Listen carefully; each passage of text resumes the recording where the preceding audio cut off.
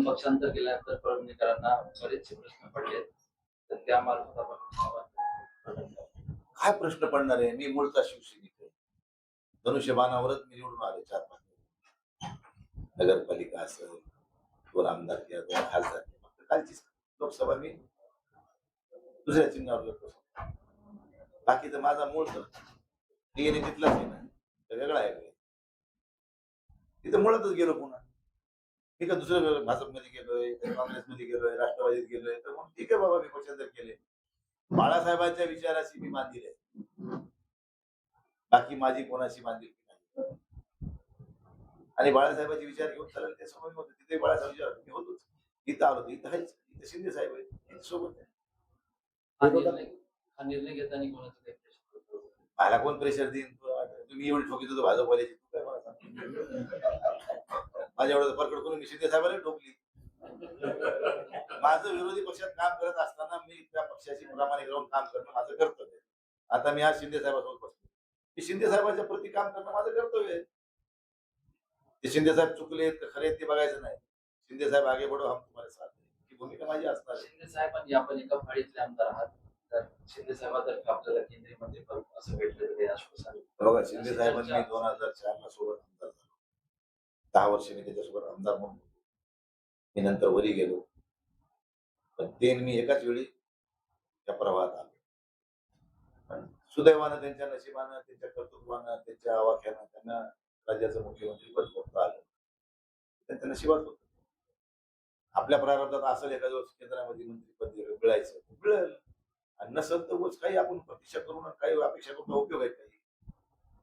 त्यामुळं आणखीन अशी आमची काही कुठली चर्चा नाही, काही नाहीये.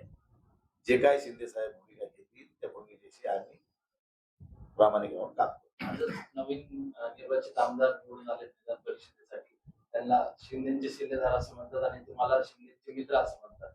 तर तुमचं काय आहे त्यांना? आता आम्ही आता सामान मतान लढणार ना. एक आमदार आणि एक खासदार. इतके दिवस परभणी जिल्ह्यामध्ये काहीच नव्हतं. सगळे कार्यकर्त्याचीच टीम होती. आता एक खासदार एक आमदार 2 झाले ना बघता बघता. आता पक्षाला बळकटी येणार ना. आता 2चे 4 कसे करायचे ते बघू आम्ही. जुन्या शिवसैनिकांनी तुमच्यासोबत आलेली टीम ऍडजस्टमेंट होती. अरे सगळे आपलेच आहेत ना टीम. यांनी अशीच निवडणुकीला मी तुला उभं करतो, ये इकडे माझ्याकडे म्हणून यांनी घेतले तिकडे. ते आपलीच माणसं आहे सगळे. विरोधक म्हणतात की तुम्ही पैसे घेऊन शिंदे गटात गेला. अरे मला पैसे घ्यायचे असतील 22च्याच घेतले असतील तर किती दिवसाला वाढ पाहिजे 4 वर्ष. आम्हाला मुळात काय वाटलं की 22ला शिंदे साहेब बाजूला गेल्यानंतर उद्धव साहेब एक उभारी घेतील, एक चांगलं रस्त्यावर उतरून जंग लढून पुन्हा पक्ष उभारी घेऊन पुन्हा उभा राहील असे प्रयत्न होतील. पण ते तसे प्रयत्न होताना दिसले नाही. आणि त्या पद्धतीनं पक्षाची जी हानी होत गेली, दिवसेंदिवस आपण बॅकफूटवर गेलो. प्रत्येक कोणी फुटला की तुम्ही म्हणायचं ते गद्दार आहे, ते बंडखोर आहे, पैशासाठीच गेला. आता तुमच्याजवळ गेला ते काय गेला ह्याचाही जरा अभ्यास करा की. तुम्ही हे बघाच ना, एकच आरोप नेहमी ठरलेला तुमचा, पैशासाठी गेलाय गद्दार झाला, पैशासाठी गेलाय. पण तुमच्या संग होतं तेव्हा चांगलं होतं, तिकडे गेले गद्दार झाला का? अरे पण तुम्ही जर 19ला ही विचारधारा सोडून त्या विचारधारेशी जुळला नसतात, आज तुम्ही मालक राहिला असता. आम्हाला कशाला कुठे शेण खायला जायची गरज पडली असती का?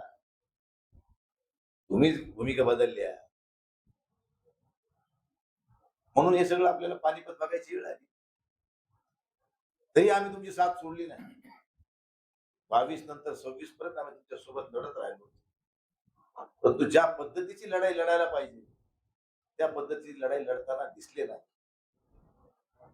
कार्यकर्त्याला संघटित करायची भूमिका घ्यायला पाहिजे. मी तर उजागर म्हणलो, साहेबांना म्हणलो साहेब मला तुमची प्रकृती तुम्हाला साथ देत नाही. तुमचं साहजिक हे मी समजू शकतो, पण तुमच्या मुलांनी फिरायला पाहिजे होतं. रस्त्यावर उतरून जंग लढायला पाहिजे होती. अरे विरोधी पक्ष नेता म्हणून फिरा ना. आता विरोधी पक्ष राज्यात नव्हता, तुम्हीच विरोधी पक्ष नेता म्हणून फिरा. कधी आले करून करा एखादा मुक्काम करून ह्या सगळ्या संघ गेट टुगेदर, कसा सगळ्या संघ जेवायला करा. त्याच्या 4 गोष्टी, त्या गोष्टी जर तुम्ही केल्या असेल तर मला वाटतं की कार्यकर्ता आणखी पेटून उठला असता. पण ती तुम्ही न केल्यामुळे कार्यकर्ता दुरावत गेला. आणि स्थानिकच्या राजकारणामध्ये आमचे सन्माननीय इथले आमचेच लोक राष्ट्रवादीकडे पाठवू लागले. त्यांना सोयरपण जवळ वाटलं पक्षापेक्षा. आणि अशा परिस्थितीत आम्हाला कार्यकर्ता जीवन ठेवायला गरजेचं होतं, कारण माझ्याकडे काही सुगंध होत नव्हतं. मला सगळ्या ह्या 18 पगड जातीच्या लोकांनी मला त्या नावावर रुपाला आणले. त्यांच्याशी बांधिलकी ठेवून काम करणं माझं कर्तव्य होतं. मी करीत आलोय आजपर्यंत. मी पक्षाचा माणूस मला मला 19ला आमदारांना पाडायचा प्रयत्न केला तरी मी त्याला 19 काम केलं. तुम्ही सांगा इमानदार त्याला विचारा. 14ला आमदार कोणी केले त्याला तुम्हाला माहिती सगळ्यांना. मग एवढं करून सुद्धा ते 12 महिने माझ्या विरोधात, माझ्या कार्यकर्त्याच्या विरोधात. अरे अर्जुन सामान्याला राष्ट्रवादी कोण पाठवलं मेवण्या निवडून आणायला? प्रत्येक तालुक्यामध्ये तुमच्या विरोधात आंदोलन होतात. अरे आंदोलन कोणाच्या विरोधात? तुझ्या विरोधात होते. तू करू शकतो ते आंदोलन माझ्या विरोधात. काय मोठी गोष्ट आहे? किती होते आंदोलन लोक? 5-10 लोक ठेवली नव्हती. 5-10 अरे इकडून आदेश दिलेले होते करत ते 4 समर्थक त्याचे करा आंदोलन करा. किती जण जमा झाले? अरे मी तर न बोलू तर दुपारी 3 वाजल्यापासून तिच्या आयला एवढे लोक जमा झालेत ना. हे का आणले का आम्ही गिरायनं? ही ताकद लागते, ही जरा नियत लागते ती साफ त्याची आणि कार्यकर्त्यावर थोडा विश्वासार्थ लागते. ती आम्ही कमवली, आमची कमाई आहे. आमच्याजवळ सोनं नसेल पण सोन्यासारखी माणसं आहेत आमच्याजवळ. ज्यांनी ज्यांनी आता प्रत्येक तालुक्यात आंदोलन केली काही दिवसानंतर तुमच्याकडे येण्याचा त्यांनी जर केला तुम्ही त्यांना सामावून घेणार. घेणार ना सोडून टाका त्याला. आणि येतील मला तुम्हाला सांगायला आज एक बी राहणार नाही, सगळे येतील माझ्याकडे.